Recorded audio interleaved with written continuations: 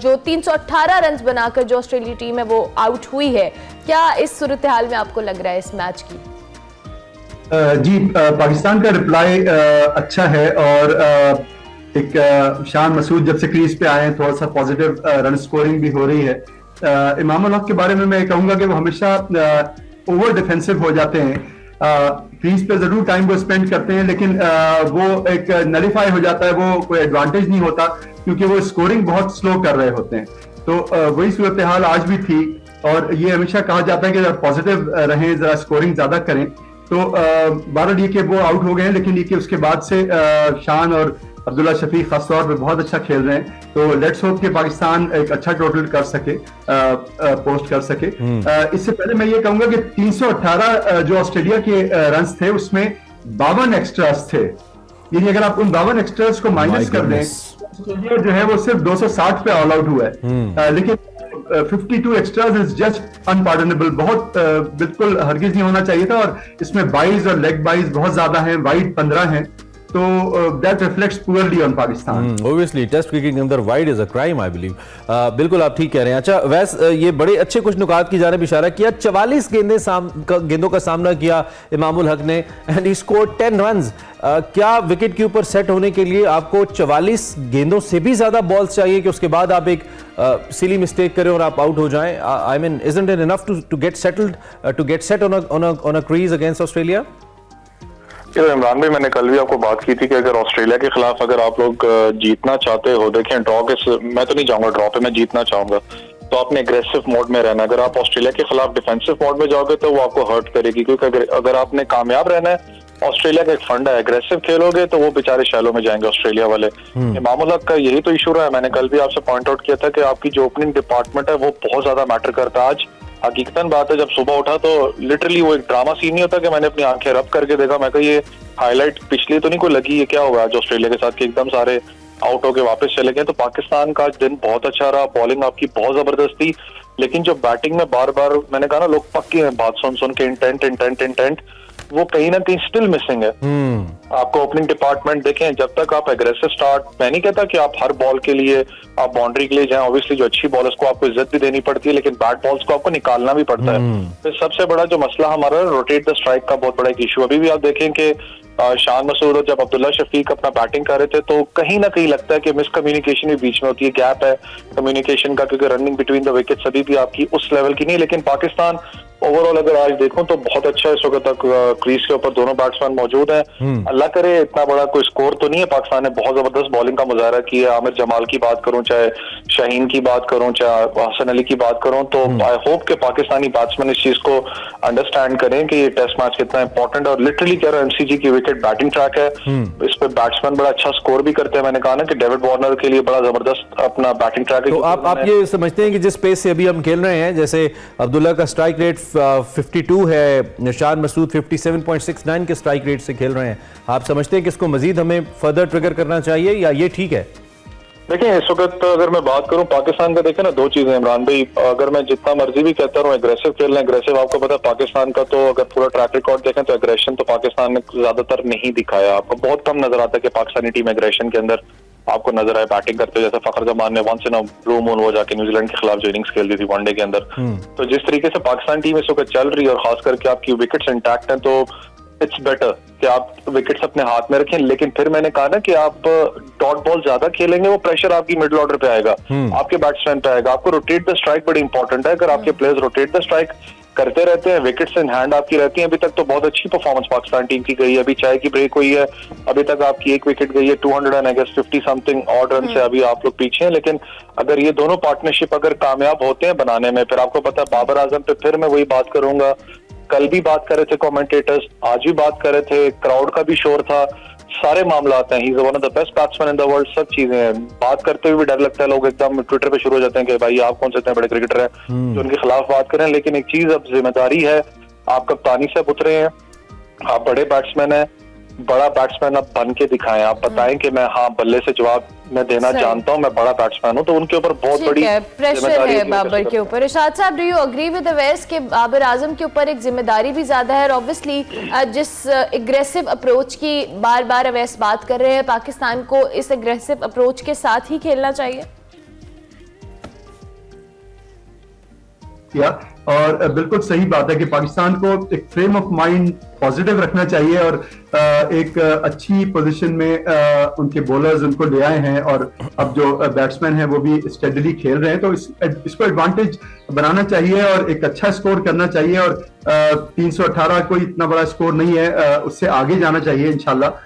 तो पूरी कोशिश यही होनी चाहिए, लेकिन बिल्कुल ये भी वैसे पॉइंट आउट सही किया कि जो हमारे बेस्ट बैट्समैन हैं और इवन पहले जो सऊद शकील भी अब आएंगे, तो इन लोगों को अब बेहतर परफॉर्मेंस करना चाहिए। यूजुअली लोग ऐसा होना नहीं चाहिए और हम भी अपने इस फोरम पे, आप सभी एक्सपर्ट्स भी और हम भी इस बात के कायल हैं कि किसी भी प्लेयर को एक आध मैच खेलने के बाद नहीं हटाना चाहिए, उसे चांस देना चाहिए उसकी कारकर्दगी बेहतर करने के लिए। जैसे सरफराज को पहला मैच खिलाया गया, फिर शान ये कहते नजर आए कि नहीं, उन्हें ड्रॉप करना वर्ड ठीक नहीं, हमने उन्हें आराम दिया है, नाम कुछ भी दे लें।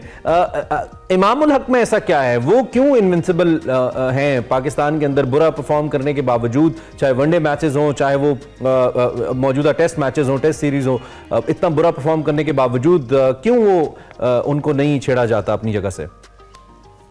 अच्छा इमरान, इसमें यह है कि ये एक बात बहरहाल मैं कहूंगा कि ओवरऑल टेस्ट एवरेज तो बहरहाल इमाम का अराउंड 50 है और उसी चीज पे उनको डिफेंड किया जाता है कि उन्होंने एवरेज अच्छा मेंटेन किया है। लेकिन आपकी बात बिल्कुल सही है, थोड़ी सी out of the box thinking करनी चाहिए।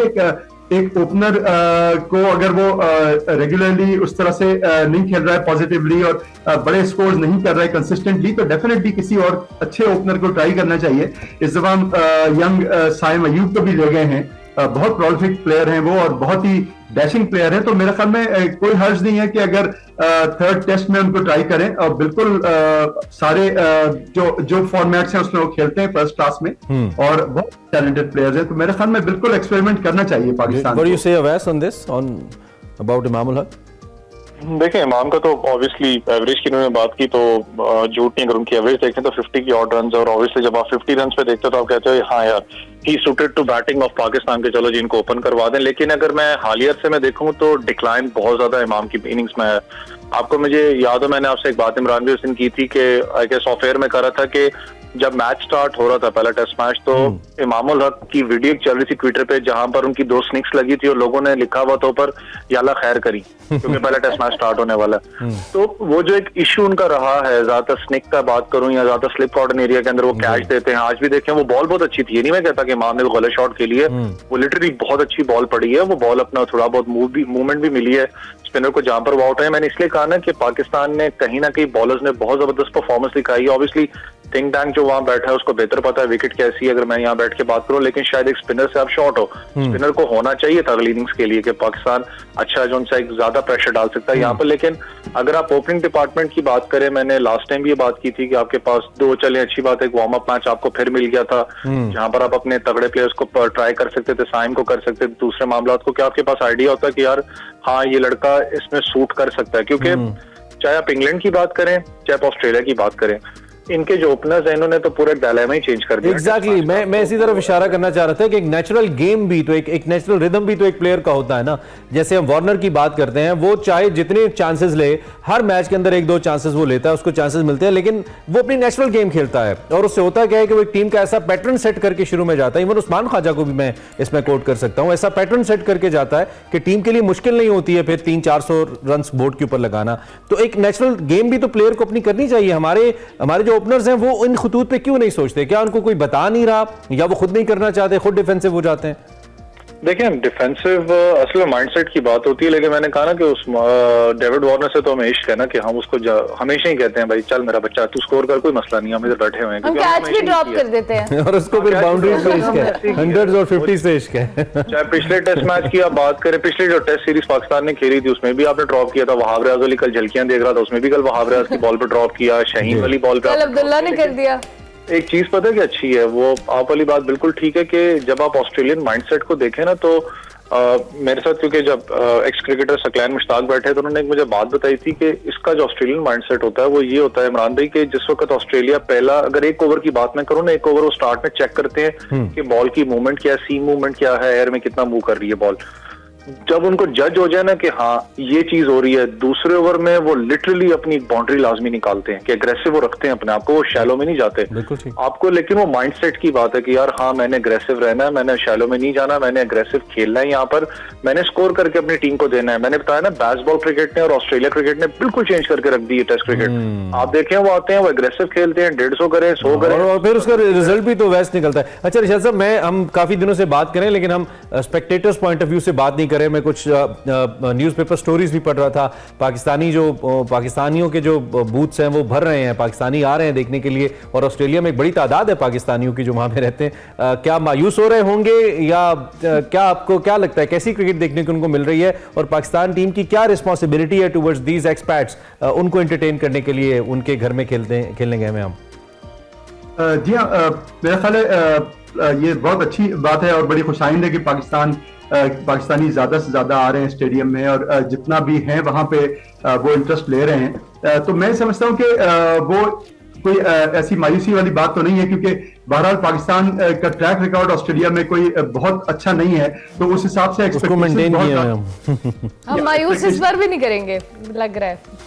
एक्सपेक्टेशन बहुत ज्यादा नहीं होंगी, लेकिन बहरहाल ये कि कोई अच्छे प्लेयर्स को देखने का मौका मिल रहा है, और इस पे मैं सिलेक्टर्स को डेफिनेटली क्रेडिट दूंगा कि जो पाकिस्तान के अच्छे परफॉर्मेंस थे, इस तरह के मीर हमजा हैं, आमिर जमाल हैं, खुर्रम शहजाद हैं, और इवन अब T20 स्क्वाड में भी अगर आप देखिए तो हसीबुल्ला हैं, साहिबजादा फरहान हैं, अब्बास आफरीदी हैं, इनको चांस दिया है सेलेक्टर्स ने। तो ये एक बड़ी अच्छी I am all for it, और मेरे ख्याल में इसमें चले अब एक बात तो हमारी टीम में अच्छी होगी ना। पहले ऑस्ट्रेलियन अंपायर्स को बड़ी एफर्ट लगाना पड़ती थी पाकिस्तान को मुख्तलिफ क्रूशल मोमेंट्स के ऊपर गिराने के लिए, अब वो नहीं करनी पड़ती, अब खुद ही माशाल्लाह प्लेयर्स हमारे वो जिम्मेदारी सरंजाम दे देते हैं। ठीक हो गया, thank you very much Rishad साहब, बहुत शुक्रिया वैसे आपका भी कि आप दोनों ने हमें ज्वाइन किया। मेलबर्न टेस्ट के हवाले से जी हम बात करें, और पाकिस्तानी टीम इस वक्त ब्रेक चल रही है, दो के अभी एक्सपेक्टेशंस बेहतर है, लेकिन स्टिल पाकिस्तान का ऑस्ट्रेलिया के साथ कोई track record as our analyst said कितना अच्छा नहीं है, बट वी होप कि ट्रैक रिकॉर्ड उस तरह से मेंटेन ना रहे और कुछ बेहतरी आए।